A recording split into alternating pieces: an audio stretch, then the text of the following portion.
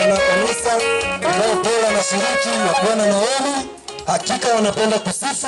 Najua ningewapea muda wangesifu zaidi, lakini kwa sababu muda umetukimbiza, naomba twende na muda. Tunasema dini ya leo ni kushangilia, kufurahia, kwa sababu maandiko yanatuambia kufurahia na wenye wanafanya nini?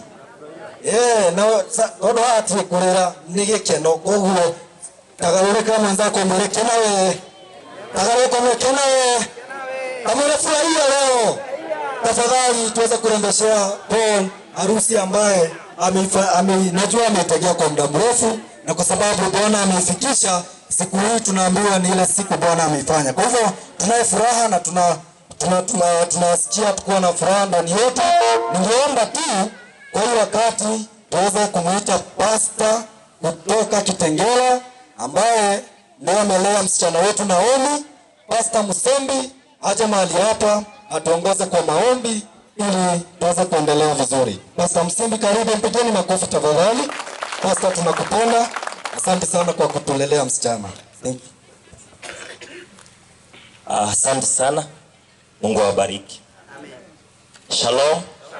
Mko na furaha? Mko na amani? Hata naona jua iko, tulikuwa tunasema kuna baridi sana. Haleluya. Nitoka Kitengela nimevalia socks kama 5. Sasa nimepunguza. Shalom. Nashukuru Mungu ni kwa sababu hii nafasi, na nimepewa tu nafasi ya kuomba. Nitaomba tu ili tuweze kubarikiwa pamoja. Acha tuamini tuombe. Baba wetu na Muumba wetu, ketie mahali pako palipoinuka juu zaidi. Wewe ndiye Mungu wa Ibrahimu, Isaka na Yakobo. Umekuwa hata mwaminifu katika maisha yetu. Ukaweza hata kutuumba katika mfano wako.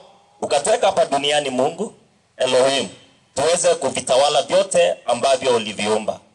Hilo ni jambo hatulichukui hivi Elohim, bali tunashukuru katika jina la Masihi. Amen.